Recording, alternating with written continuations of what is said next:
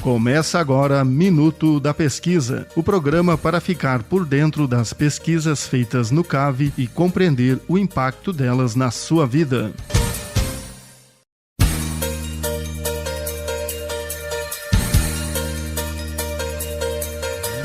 Olá, começa agora Minuto da Pesquisa, o programa de toda terça-feira às 8 da manhã, aqui na UDESC FM Lages. Você fica por dentro das pesquisas feitas no Centro de Ciências Agroveterinárias, o CAV, da Universidade do Estado de Santa Catarina, a UDESC, e entende como elas impactam direta ou indiretamente a sua vida.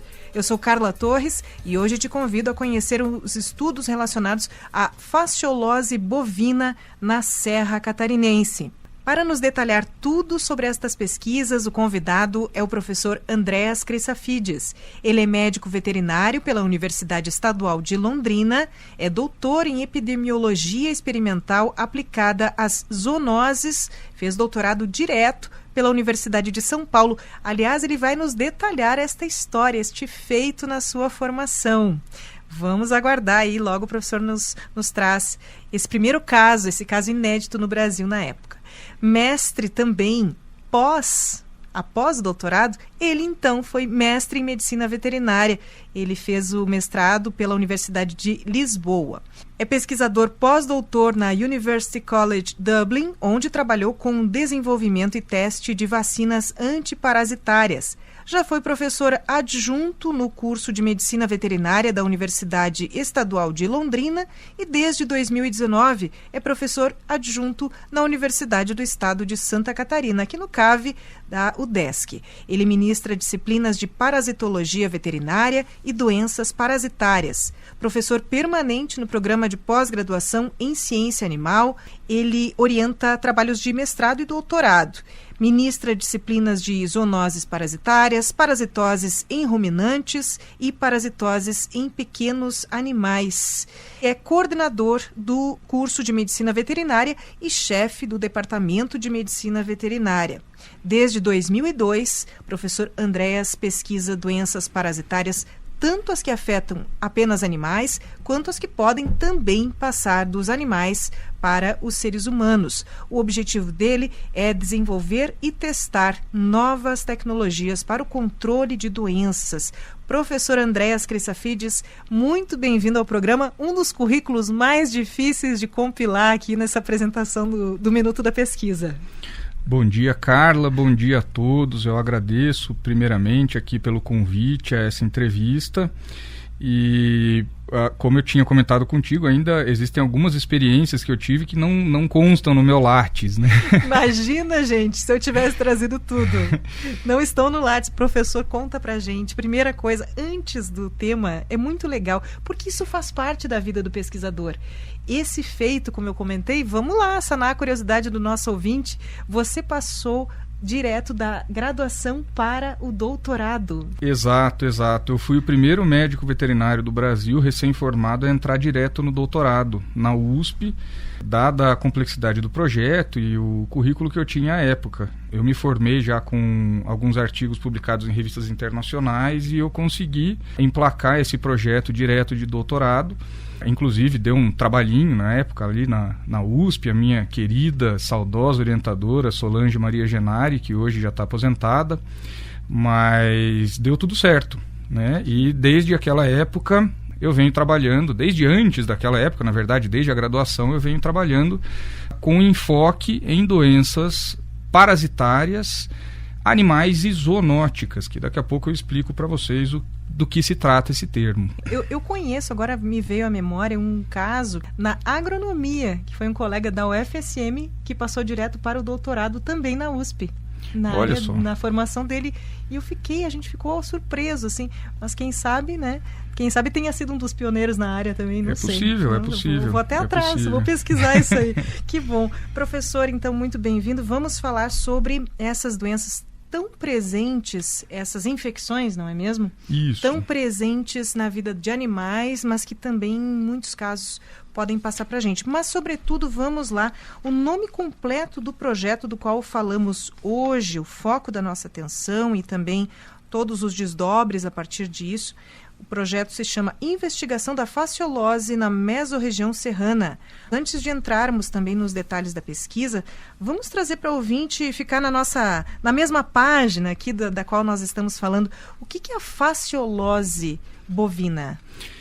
Inicialmente, né, a fascíola é um euminto, né, popularmente conhecido como verme. Né?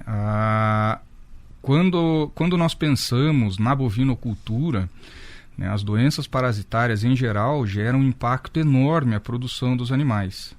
Hoje nós sabemos que o que mais gera perdas aos bovinocultores, né, a produção bovina, são os vermes gastrointestinais. Né? E a fasciolose, ela, embora não seja uma verminose gastrointestinal, né, por que eu estou falando dos vermes gastrointestinais? Porque quando nós perguntamos aos produtores, né, o que mais lhe causa perdas na sua produção, na sua fazenda, em geral eles respondem que é o carrapato, porque é o bichinho que você vê. Sim. Né? É o transtorno ali, é o animal que você está enxergando. O que está dentro dos animais acaba passando batido. E essa é uma coisa que eu ensino para os meus alunos e eu deixo muito enfatizado que o que faz o produtor perder o dinheiro é o que ele não vê. E daí a gente chega à fasciolose bovina. A fascíola, a fasciolose, ela é causada por um euminto chamado fascíola hepática, que ele é um plateuminto, ele é um verme chato, ele não tem aquele formatinho típico quando a gente pensa em verme, comprido assim. Sim. Ele tem um formatinho de folha, né? Ela chega a ter uns 3 centímetros, 3 por 1,5 centímetro, e vive dentro dos ductos biliares hepáticos, principalmente de ruminantes como os bovinos. Né? Mas também é uma doença zoonótica. O que isso quer dizer? Que pode infectar seres humanos. Né? Essa é a definição do termo zoonose. Né? Eventualmente, se um ser humano ingerir a larva infectante da fascíola, ele pode se infectar. Então, pensando na fasciolose bovina, né, e por que nós desenvolvemos esse estudo aqui no Planalto Serrano? Quando eu cheguei ao Planalto Serrano, eu tinha regressado do exterior, do meu pós-doutorado na Irlanda, onde eu trabalhei com a fasciolose por muitos anos, né, desenvolvendo e testando vacinas experimentais. Quando eu cheguei aqui, que eu vi este ambiente úmido, né, um clima mais ameno e tal, eu falei, nossa, aqui deve estar cheio de fascíola. A resposta foi, não, aqui nós não temos. Eu falei, olha, acho, né, é possível que nós tenhamos sim a fascíola aqui, porque este é o ambiente típico de ocorrência no mundo todo.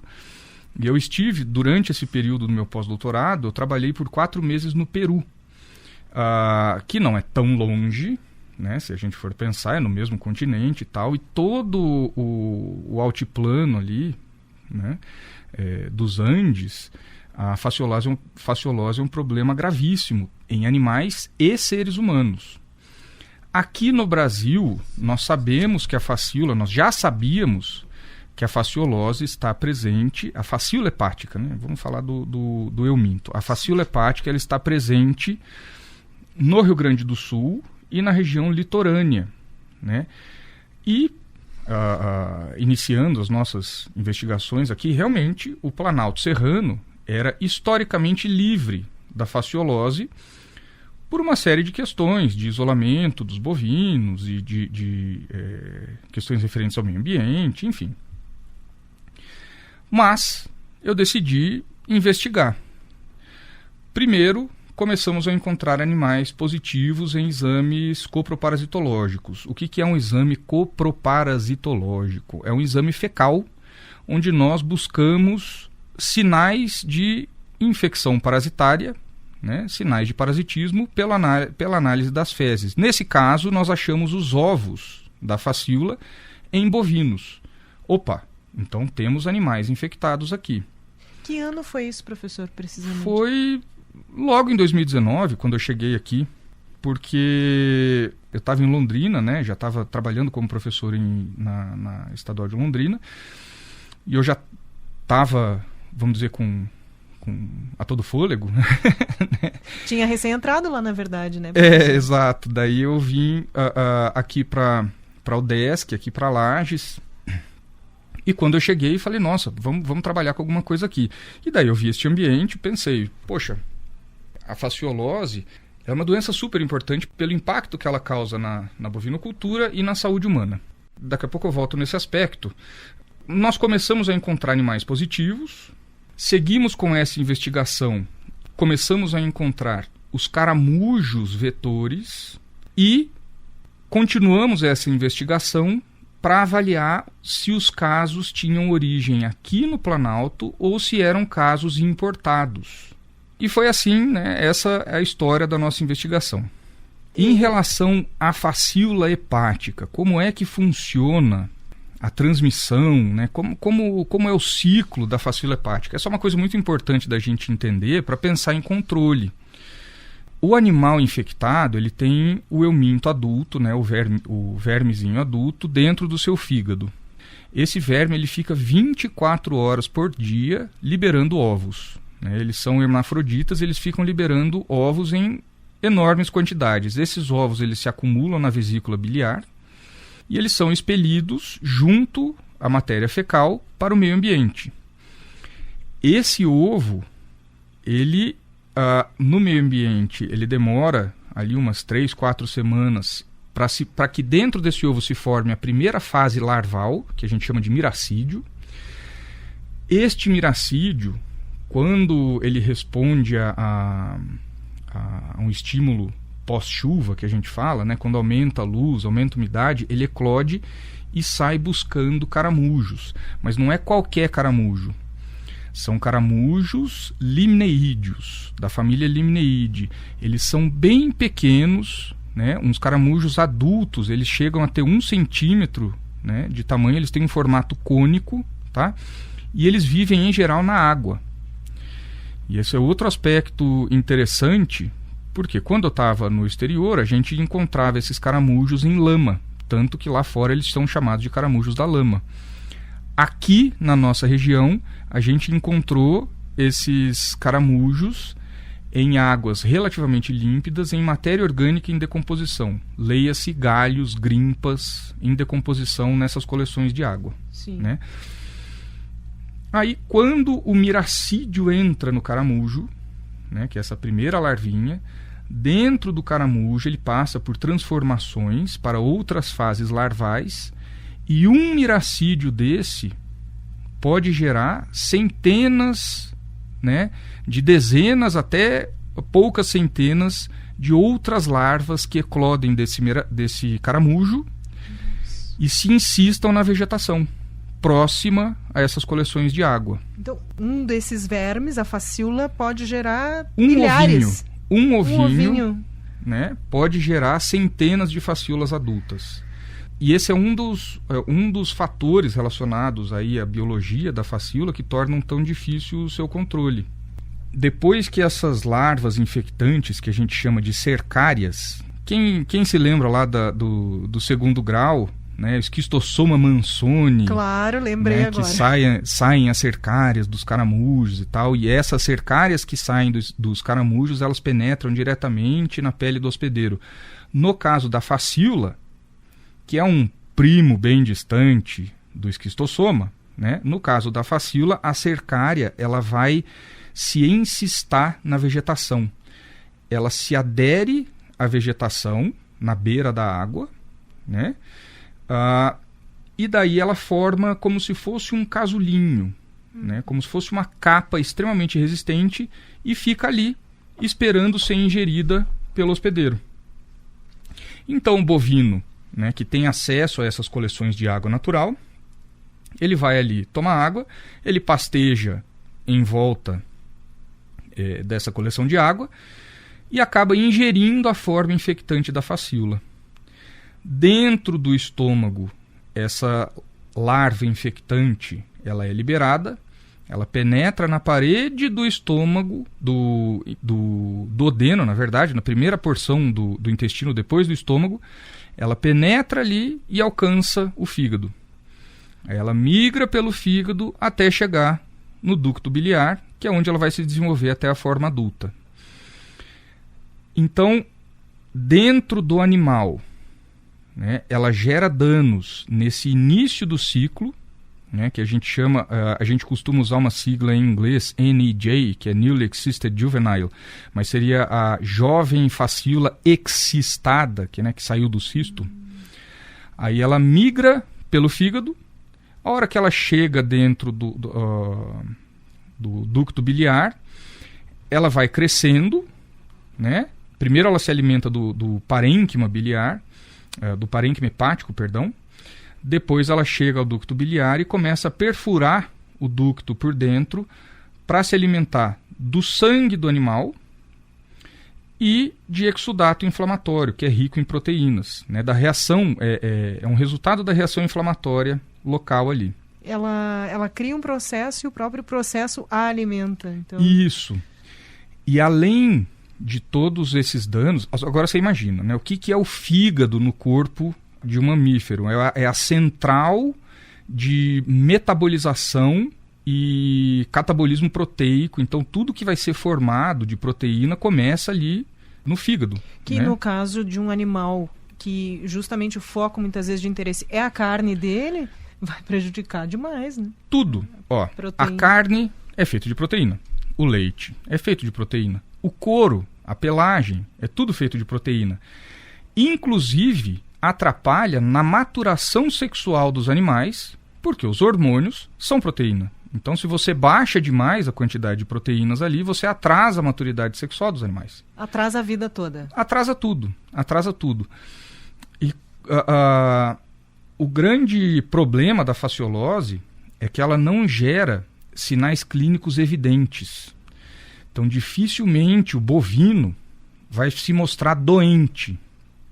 Ele só vai produzir menos. Então, imagine, os animais eles estão no pasto, tá tudo bem. Aí volta aquele começo da história. O que te faz perder dinheiro é aquilo que você não vê. Então, um animal que vai ser abatido com 300 quilos, ele poderia pesar 400. Para o produtor, se você for pensar em um animal único, já é bastante coisa. Agora, se você for pensar num rebanho grande, é muito dinheiro perdido. Esse animal, ele nunca vai ter, como você disse, professor, ele vai baixar a produção, mas ele não vai ter uma doença que vai levá-lo à morte, por exemplo. Sim. Alguns sim. Depende da quantidade de eumintos que ele ingeriu.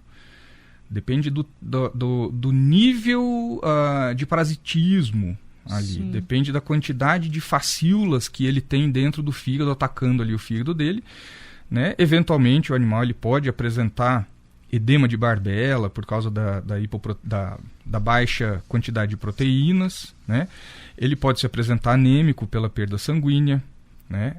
Ele pode se apresentar apático, ele pode ter diarreia, inclusive, né? Edema de Barbella, eu fiquei pensando edema de Barbella. O que causa? Qual é a aparência disso? Ele fica com o queixo inchado, aqui na região do pescoço, aquela pele penugenzinha que tem ali. Uhum. Não, é a pele. É pele, não é penugem. Penugem é outra. Penugem, inclusive, lembra pena, né, gente? Veja bem.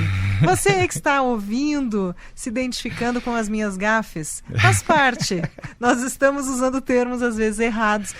Aliás, professor, nos bastidores aqui, ele me esclarecendo da epidemia para a endemia. Existe aqui, professor, um dos textos nos quais você relata essa pesquisa, levantamento epidemiológico e confirmação de casos autóctones de fasciolose bovina na mesorregião serrana de Santa Catarina. Aí, claro, relata os detalhes dessa sua observação, de todo esse questionamento, dessa investigação que você foi fazer, né? O caso autóctone, ele justamente se refere... A origem do caso. Isso, vamos esclarecer. O caso autóctone é quando o indivíduo se infecta naquela região, naquela localidade geográfica. O caso alóctone é o que a gente chama de importado. O animal ele se infectou em outro local e foi trazido para cá. Aqui nós estamos provando que a doença ela é endêmica, ou seja, ela está presente no local. Aí, no caso, a mesorregião serrana. Isso. O que é a mesorregião serrana, professor? Eu não sou local, né? Mas é toda essa parte aqui do Planalto Serrano. Sim, né? Para que quem envolve tá isso, que o pessoal costuma se referir como Amures, mas Amures é uma referência mais econômica, acredito. Sim. Né? Mas aqui é toda mais geográfica mesmo. Isso, é toda essa parte de Lages, Curitibanos e todos esses municípios ao redor dessas duas cidades polo. Então é uma doença endêmica nestas regiões, então, da sua pesquisa. Né? Exatamente. A gente, fazendo essas investigações, né, nós provamos que este euminto, ele não só está presente aqui, na região onde ele era, onde historicamente não havia, né, esse euminto, tanto que depois da nossa pesquisa, as agropecuárias todas estão investindo em adquirir fármacos para tratamento de facíola. Isso é uma coisa muito interessante. Até alguns municípios onde a gente achou um grande número de casos, esses casos vêm reduzindo porque as pessoas estão tratando adequadamente, porque não é o mesmo antihelmíntico usado normalmente que vai matar a facíola. São produtos especializados, né? Tem que ter o acompanhamento de um médico veterinário, não adianta tratar os animais por achismo, que não vai funcionar, né? E assim, não só a gente provou, como a gente provou que já está presente em aproximadamente 10% dos bovinos da região como um todo. Né? Esses são alguns resultados aos quais vocês chegaram. Exatamente. E a facíola, a infecção, né, pela facíola, ela não é só importante pela queda na produtividade, né? Existem diferentes pesquisadores, inclusive colegas da Irlanda e de outros países, que estudam como a facíola interfere na resposta a outras doenças. Eventualmente, só para citar um exemplo, eventualmente um animal com alta carga parasitária de facíola e que esteja com tuberculose, ele pode não responder ao teste que nós fazemos de tuberculose nos animais vivos, né? Pela interferência da facíola no sistema imunológico do hospedeiro, né? Esse teste para tuberculose, a gente inocula um pouquinho da toxina tuberculínica e avalia a reação do animal. Se ele reagir, é porque ele é positivo, está infectado, tem que ser abatido, porque é uma zoonose grave, etc. Né? Animais com alta carga parasitária por facíola, eles não respondem à tuberculinização, mesmo estando infectados pela tuberculose. Ela é a porta para várias outras doenças. Exato. Ela interfere em várias outras coisas. E ela é silenciosa, ela é quietinha. Ela não dá sinais tão evidentes. Por isso que se demorou tanto tempo para perceber que esse parasito já estava aqui na região. Né? Inclusive, nossa pesquisa está continuando, que é justamente para a gente avaliar quais foram os fatores que levaram à introdução da fasciolose aqui.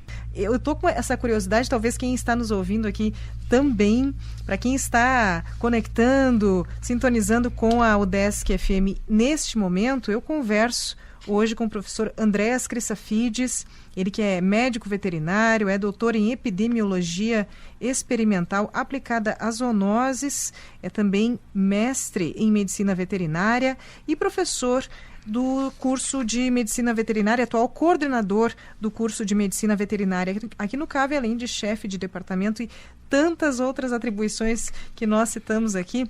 O professor tem essa autoridade para falar sobre isso. Além do animal, afinal, o ser humano entra em contato com esse animal, ele se alimenta desse animal, ele maneja esse animal. E no relato desse estudo, professor, deste que nós citamos aqui antes, do levantamento epidemiológico dos casos e confirmação de casos autóctones, essa palavra me pega, de fasciolose bovina, no relato é dito que a facíola hepática é uma das doenças zoonóticas parasitárias mais negligenciadas do mundo.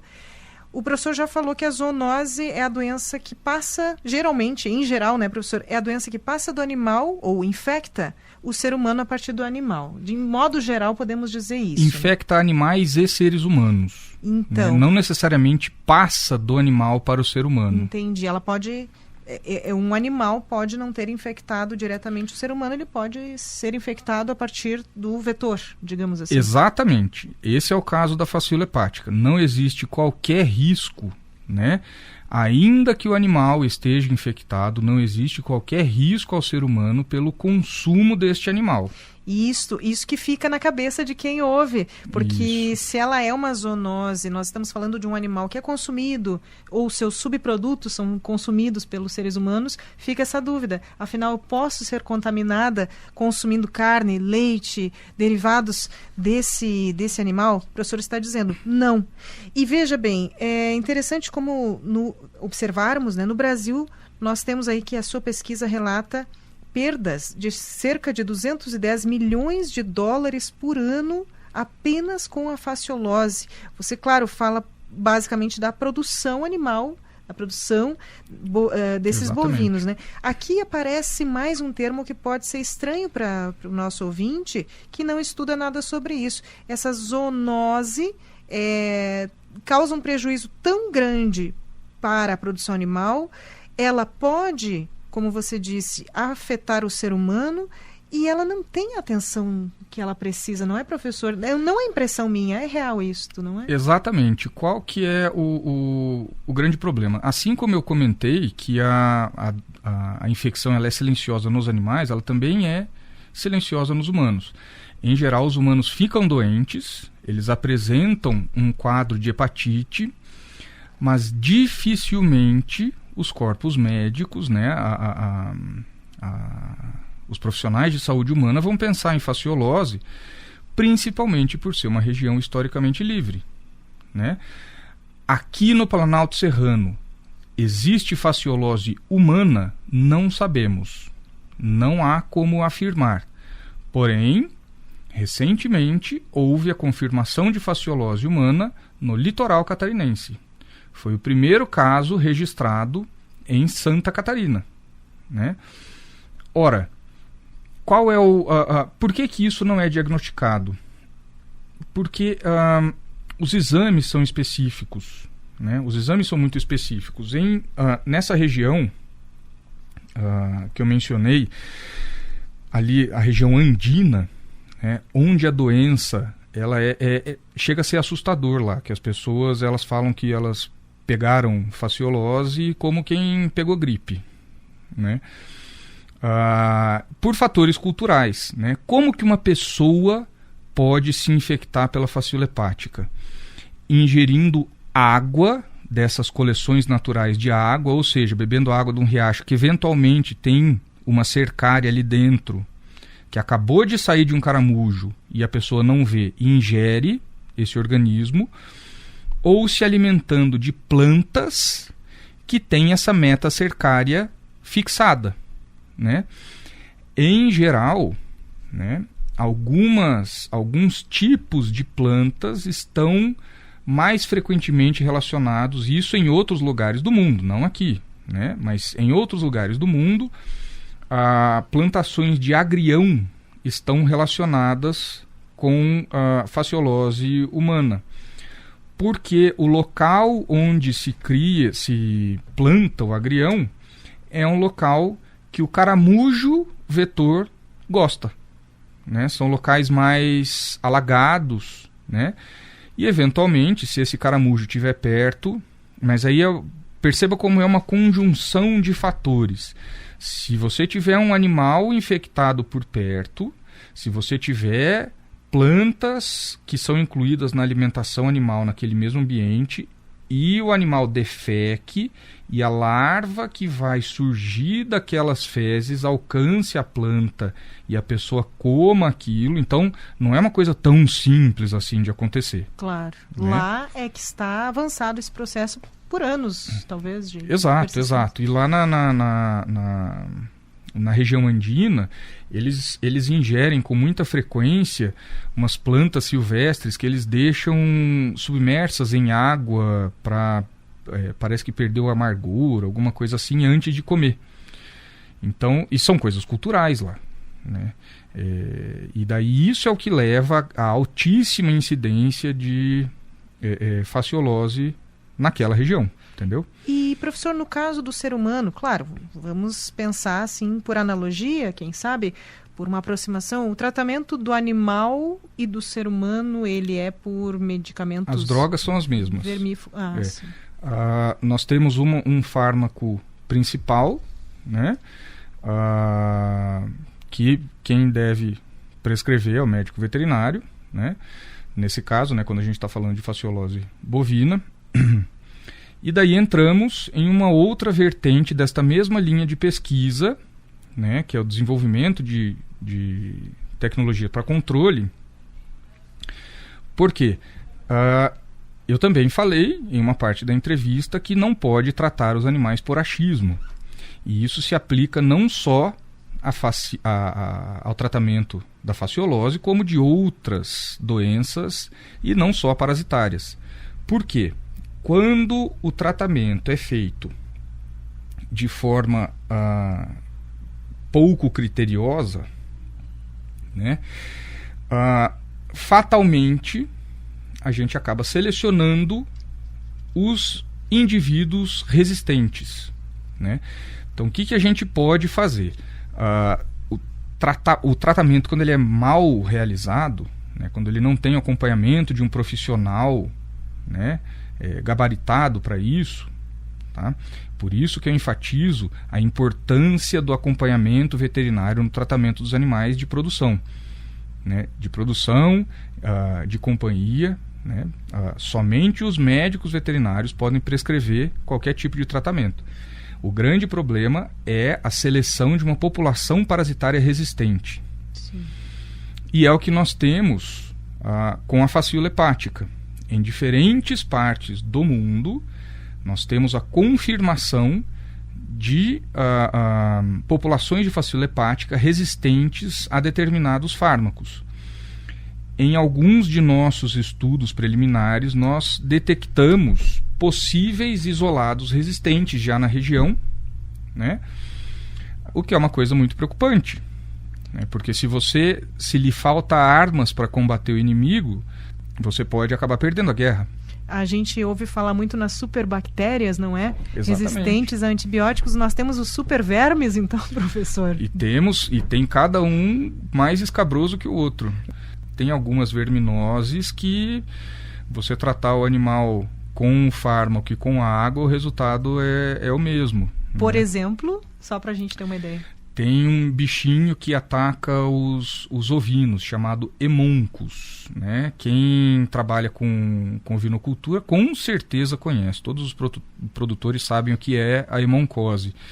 Ele também é um euminto, mas ele é de uma classe totalmente diferente da fascíola, é outra história. E esse hemoncus, ele é extremamente rápido em desenvolver resistência. E nós temos diversos casos aqui na região, inclusive, que nós damos assistência, de cepas, né, de isolados multiresistentes. Então, em alguns casos, não tem o que fazer senão o que a gente chama de vazio sanitário. Seria acabar com os animais ali, esperar aqueles eumintos que estão no ambiente morrerem para reintroduzir depois novos animais. E matar mesmo os animais infectados. Exato, porque não tem muito o que fazer. E esse é um problema que na fasciolose está numa fase relativamente inicial, né? Então tem que tomar cuidado com o tratamento. Sim. Né? Tem que tratar corretamente. O cuidado com o tratamento é você não só acertar na dose, mas na frequência, todo um Exatamente. sistema. E só quem pode fazer esse acompanhamento é o médico veterinário. Como é o contato entre a pesquisa e os órgãos como vigilância sanitária, ou mesmo com os produtores, o público interessado? Como os resultados dessa pesquisa passam a ser de caráter oficial para a saúde pública e que providências são tomadas? Esse nosso projeto, ele uniu a pesquisa com a extensão universitária. Por quê? Porque nós íamos até as propriedades da região para coletarmos as amostras dos animais, nós testávamos esses animais, devolvíamos para o produtor até aí, ir até a região, coletar as amostras e testar no laboratório a pesquisa. Aí entrava a extensão, que nós voltávamos nessas mesmas propriedades para devolver o resultado pro produtor, né? Passar recomendações de controle e de tratamento, eventualmente, se necessário, né? E nós seguimos por um período em contato com esses produtores para saber se a coisa melhorou e tal. E, em geral, nós tivemos resultados excelentes. Em relação à inspeção, ela é fundamental. Foi o pessoal da inspeção que nos ajudou imensamente a desenvolver esse trabalho, porque nós acompanhamos abatedouros aqui na região, onde nós começamos a pegar os animais positivos e daí, analisando o histórico desse animal, a gente conseguia definir se os casos eram locais, sinônimo de autóctone, ou importados, que é o sinônimo de alóctone, né? Então a gente fez duas frentes. A gente fez a análise dos animais em vivo, que eram esses animais testados vivos, né, por exames fecais, e fez a análise pós-mortem, onde a gente avaliava os animais no abatedouro e verificava se eles tinham o euminto nos seus fígados. Então, assim, esse pessoal da inspeção da SIDASC, eles são excelentes, eles já vêm fazendo esse trabalho, só que o foco deles não é pesquisa, né? Eles estão ali fazendo o trabalho deles de inspeção. Ali no abatedouro, o animal ele tem fascículo no fígado, aquele fígado é condenado, né? Ele é descartado, o restante da carcaça não existe risco algum, ela segue o seu caminho normal. O negócio é que aquela carcaça podia ter alguns quilos a mais e o produtor poderia ser melhor remunerado. Falávamos sobre o prejuízo está onde... Como é que é, professor? Isso é uma frase para levar para a vida, né? O prejuízo está onde você não vê, no que você não está enxergando. É interessante pensar nessa afetação direta que vocês tiveram em relação aos produtores. E quando a gente pensa em saúde pública, como os resultados dessa pesquisa podem se tornar, digamos assim, oficiais, de modo que sejam incorporados em providências? Como é que funciona esse ciclo também? Esse faz parte da linha de pesquisa que está em andamento. Nesse momento, nós temos uma doutoranda, a Larissa, que ela é do sul do estado, mas está aqui com a gente desde a época do seu estágio curricular. Ela que desenvolveu esse projeto no mestrado, onde nós detectamos a fascícula, nós verificamos, né, provamos que a fascícula está presente aqui em aproximadamente 10% do rebanho bovino na região. E agora ela continua neste trabalho, fazendo a avaliação da epidemiologia, né? Por isso que a gente chama de levantamento epidemiológico. Sim. O que é essa avaliação epidemiológica? É estudar os fatores ligados à ocorrência da doença, à ocorrência da verminose, né? O que levou, né, a introdução da fascícula até aqui no Planalto Serrano. Entender esses fatores fazem com que a gente possa efetivamente propor medidas de controle, né? Que nós já propomos, né? Eu posso até dizer, possivelmente nós temos produtores nos ouvindo, o ideal é que os animais tenham acesso à água somente em caixas d'água, né? Evitar que os animais tenham acesso a banhados, evitar que os animais tenham acesso a riachos, a lagoas, o que é uma coisa muito comum aqui na região. É muito fácil, né? Você não precisa se preocupar em fornecer água para os animais, mas isso é um fator que a gente já detectou como um fator de risco relacionado à ocorrência da fasciolose. Isso já é sabido, né? Mas é que nós estamos estudando agora os fatores relacionados no local, né? Sim. E tem mais uma série de outras coisas que ela vem estudando, né? Inclusive, nesse momento, ela está... que nós temos uma parceria com a Fiocruz de Curitiba, ela está lá na Fiocruz fazendo estudos genéticos dos isolados de fascícula que nós coletamos aqui no Planalto Serrano e em outros lugares, porque estudar a genética desses parasitos também auxilia a gente a saber de onde eles vieram. São os mesmos parasitos que nós tínhamos no litoral, ou que nós tínhamos no Rio Grande do Sul, ou que nós tínhamos... Da onde que esse parasito veio? Porque assim ajuda a gente a entender como ele chegou aqui e a propor medidas de controle. Se vier, tem que fazer assim, assim, assado. E nós pretendemos, inclusive, produzir uma cartilha, né? Nós tínhamos isso...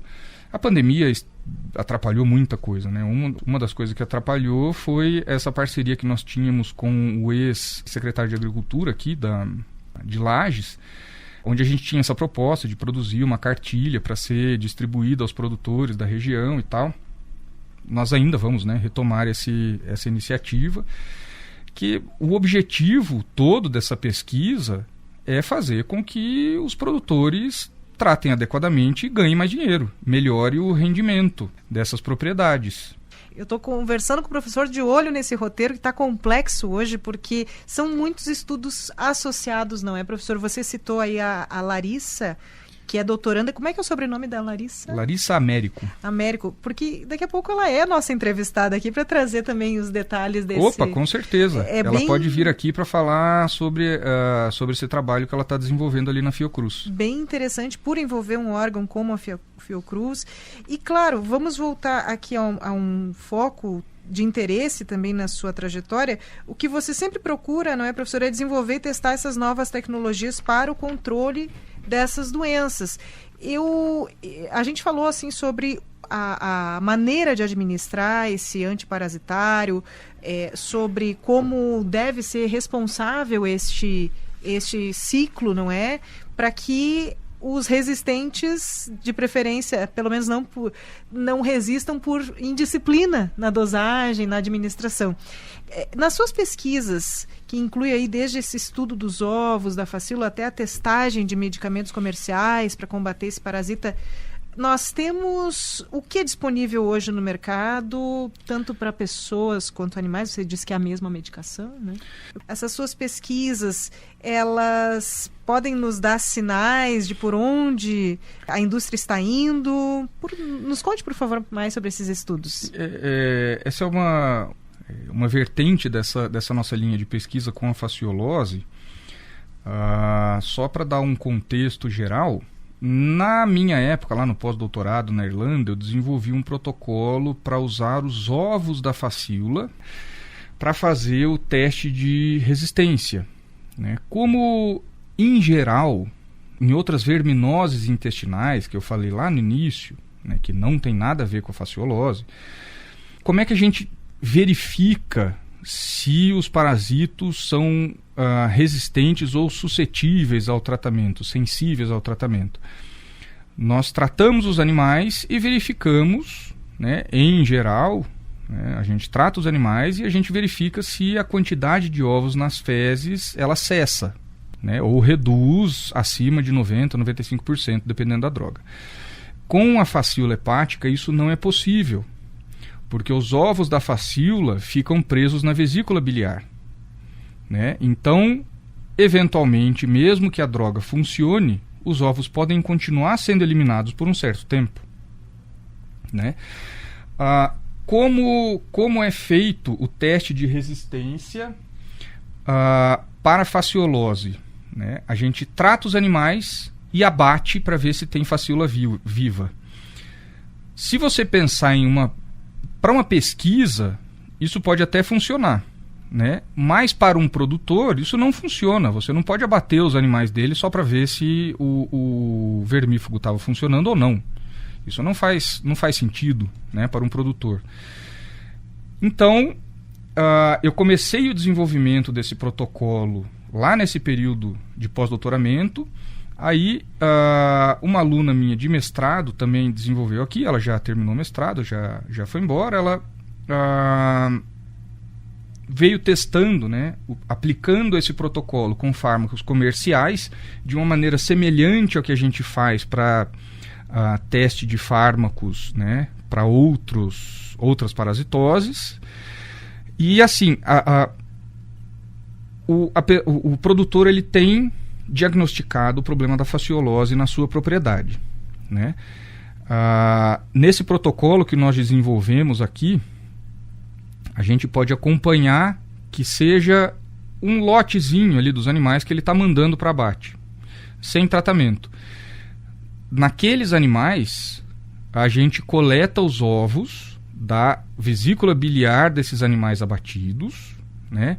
e usa esses ovos daquele único animal abatido ou daqueles poucos animais abatidos para fazer um diagnóstico do rebanho todo, usando os ovos da facíola que nós vamos testar in vitro. A gente testa no laboratório a suscetibilidade ou a resistência, né, para alguns dos fármacos. Os principais fármacos são da classe dos benzimidazóis, então esses são os que a gente mais testa, né, esta classe de fármacos.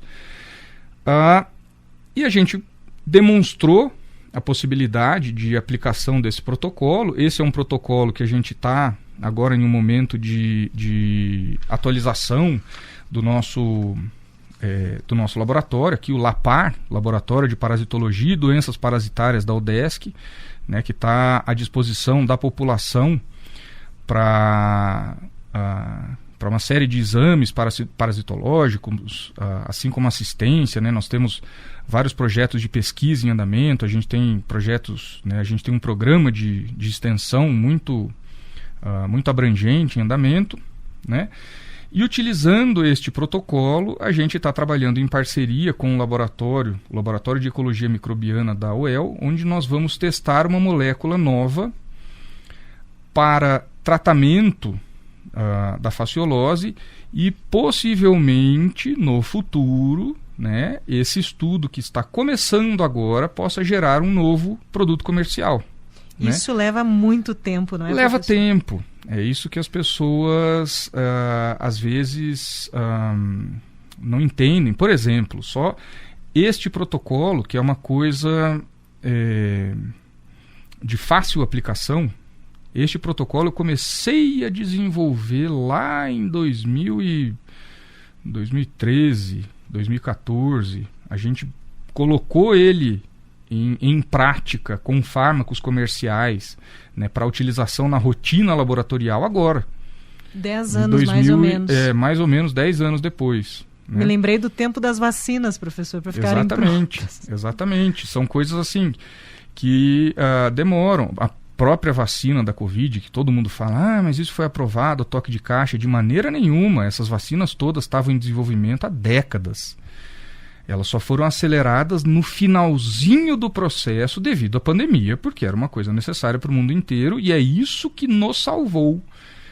É por causa das vacinas que nós, né, do desenvolvimento de tecnologias em saúde, né, que nós hoje estamos aqui conversando.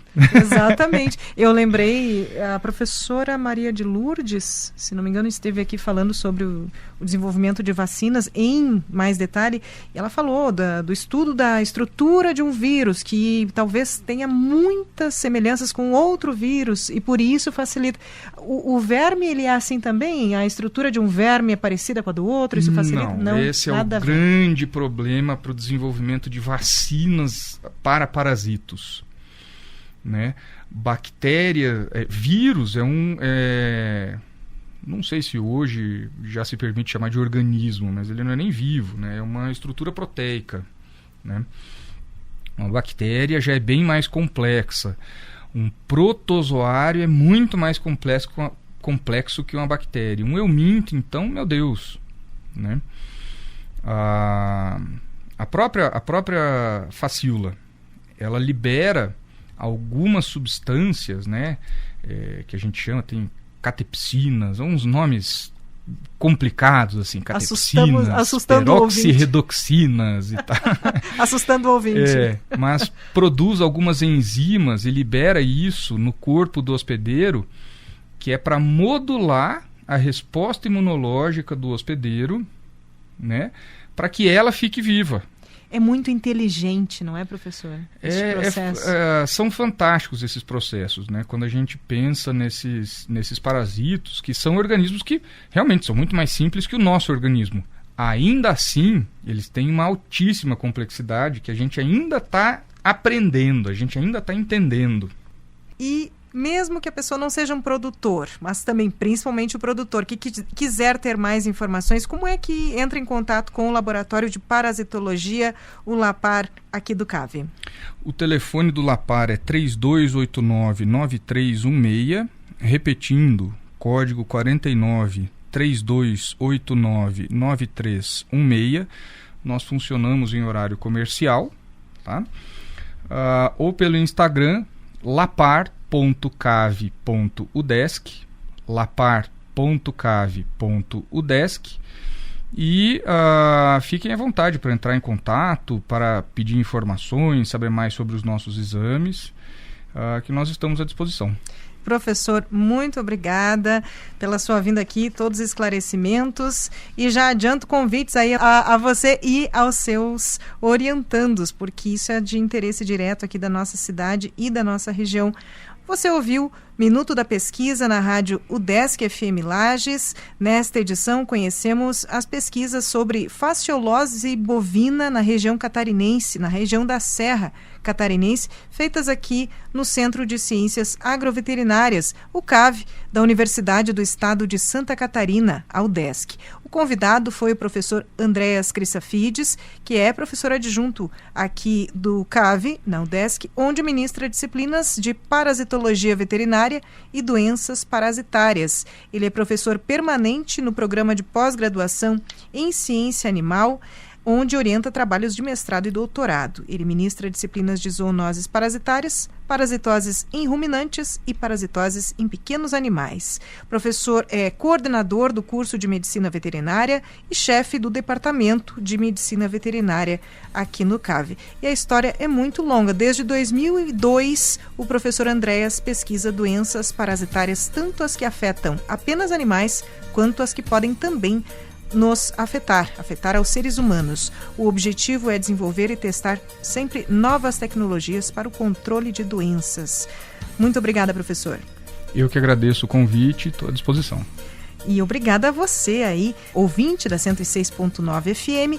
Eu sou Carla Torres e o Minuto da Pesquisa volta em edição inédita na próxima terça-feira, às 8 da manhã. Você acompanha a reprise do programa também nas quartas-feiras, às 8 horas da noite. Uma ótima semana e até. Tchau, tchau.